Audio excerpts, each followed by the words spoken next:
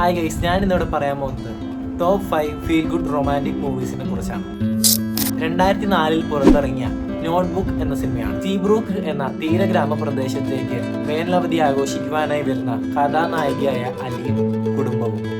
അങ്ങനെയിരിക്കെ കഥാനായകനായ നോഹയെ കാണുന്നു. ആദ്യ കണ്ടുമുട്ടൽ തന്നെ ചെറിയൊരു തർക്കം പോലെയായിരുന്നു. പക്ഷെ അതിൽ നിന്നെല്ലാം ജനിച്ചത് അതീവ ഗാഢമായ ഒരു പ്രണയമായിരുന്നു. അലിയുടെ മാതാപിതാക്കൾക്ക് ഈ ബന്ധത്തിൽ വലിയ താല്പര്യമുണ്ടായിരുന്നു. അങ്ങനെയിരിക്കെ വേനലവധി തീരെ മുമ്പേ തന്നെ അവരുടെ ബന്ധം അവസാനിപ്പിക്കുവാനായി മാതാപിതാക്കൾ അലിയെ പട്ടണത്തിലേക്ക് അയക്കുന്നു. എന്നാൽ നോഹ വർഷത്തിൽ 365 ദിവസം അവൾക്കായി കത്തുകൾ എഴുതുന്നു. എന്നാൽ ഈ കത്തുകളൊന്നും അവളല്ല വായിച്ചിരുന്നത്, അവളുടെ അമ്മയായിരുന്നു. ഈ കത്തുകളാണെങ്കിൽ അലിക്ക് അമ്മ കൊടുത്തതുമില്ല. വർഷങ്ങൾ കടന്നുപോയി. അലി വേറൊരു വിവാഹത്തിനായി സമ്മതിക്കുന്നു. അപ്പോഴാണ് നോഹയെ ഒരു പത്രവാർത്തയിൽ അലി കാണുന്നത്. അങ്ങനെ നോഹയെ അന്വേഷിച്ച് അവൾ വീണ്ടും ഗ്രാമത്തിലേക്ക് പോവുകയാണ്. തുടർന്നുള്ള ഹൃദയസ്പർശിയായ കഥയെയും അവരുടെ ജീവിതത്തെയും പശ്ചാത്തലമാക്കിയാണ് കഥ മുന്നോട്ട് പോകുന്നത്. ലണ്ടനിലെ നോട്ടിംഗ് ഹില്ലിൽ ബുക്ക് സ്റ്റാൾ നടത്തുന്ന കഥാനായകനായ വില്യം ടാക്കർ ഒരു ദിവസം ലോക പ്രശസ്തയായ സിനിമാ നടി അന്ന സ്കൗട്ട് തന്റെ കടയിലേക്ക് എത്തുന്നു. അവർ ഇരുവരും തമ്മിൽ പ്രണയത്തിലാകുന്നു. തുടർന്നുള്ള സംഭവ വികാസങ്ങളെ കാണിക്കുന്ന സിനിമയാണ് നോട്ടിംഗ് ഹിൽ എന്നത്.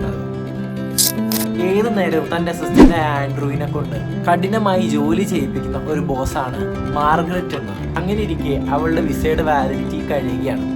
അവളുടെ വിസ ഡിപ്പോർട്ട് ചെയ്യും എന്ന് പറയുമ്പോൾ ഫേക്ക് ആയിട്ടുള്ള ഒരു എൻഗേജ്മെന്റ് അവൾ ആൻഡ്രൂവുമായി ഫിക്സ് ചെയ്യുന്നു. ഇതിനെ തുടർന്ന് ആൻഡ്രൂവിന്റെ വീടായ അലക്സയിലേക്ക് ചെല്ലുമ്പോഴുള്ള രസകരമായ മുഹൂർത്തങ്ങളെ ആസ്പദമാക്കിയാണ് കഥ മുന്നോട്ട് പോകുന്നത്. ഇതുപോലുള്ളൊരു സിനിമ മലയാളത്തിലുമുണ്ട്. ഏതെന്ന് താഴെ കമന്റ് ചെയ്യും. ചില പ്രണയങ്ങൾ വൈകിയാലും നഷ്ടമാകില്ല എന്നൊരു മെസ്സേജ് തരുന്ന സിനിമയാണ് 2014 പുറത്തിറങ്ങിയ ലവ് റോസി എന്നത്. റോസിയും അലക്സും ബാല്യകാല സുഹൃത്തുക്കളായിരുന്നു. അവരിരുവരുടെയും ഇടയിൽ ഒരു ഇഷ്ടമുണ്ടായിരുന്നു. എന്നാൽ അത് ഇരുവരും അങ്ങോട്ടും ഇങ്ങോട്ടും പരസ്പരം തുറന്നു പറഞ്ഞില്ല. അങ്ങനെ കാലത്തിന്റെ സമ്മർദ്ദം മൂലം അവർ ഇരുവരും വെവ്വേറെ സ്ഥലങ്ങളിലേക്ക് പോകുന്നു. ഓരോ നേരവും സമയവും സാഹചര്യവും അവരെ വേർതിരിക്കുന്നു. അവസാനം റോസി മനസ്സിലാക്കുന്നു അവളുടെ ജീവിതത്തിലെ യഥാർത്ഥ പ്രണയം അലക്സിനോട് തന്നെ ആയിരുന്നു എന്നത്. തുടർന്നുണ്ടാകുന്ന സംഭവ വികാസങ്ങളെയാണ് കഥാ പശ്ചാത്തലമായി മുന്നോട്ട് കൊണ്ടുപോകുന്നത്. About time. ടിം എന്ന കഥാനായകന് 21 വയസ്സാകുമ്പോൾ തന്റെ പിതാവ് എന്ന് പറയുകയാണ് അവന്റെ കുടുംബത്തിലെ എല്ലാ പുരുഷന്മാർക്കും ടൈം ട്രാവൽ ചെയ്യാനുള്ള കഴിവുണ്ടെന്ന്. കഥാനായകനായ ടിം ആണെങ്കിൽ പുതിയ റിലേഷനുകൾ ഉണ്ടാക്കിയെടുക്കുവാനായി പരിശ്രമിച്ചു. അവൻ കഥാനായികയായ മേരിയെ കണ്ടുമുട്ടുന്നു. അവരിരുവരും പ്രണയത്തിലാകുന്നു. അവന്റെ ലൈഫിലും റിലേഷൻഷിപ്പിലും പലതരത്തിലുള്ള പൊട്ടത്തരങ്ങൾ അവൻ ഉണ്ടാക്കുന്നുണ്ടെങ്കിൽ പോലും അവൻ ടൈം ട്രാവൽ ചെയ്ത് വരുന്ന അവസരങ്ങൾ പെർഫെക്റ്റ് ആയി മുന്നോട്ട് കൊണ്ടുപോകാൻ ശ്രമിച്ചിരുന്നു. ഇങ്ങനെയുള്ള ഇൻസിഡൻസ് ഒക്കെ കഥാനായകന്റെ ജീവിതത്തിൽ എങ്ങനെയൊക്കെ സ്വാധീനിക്കുന്നു എന്നാണ് ഈ ചിത്രം നമ്മെ കാണിക്കുന്നത്.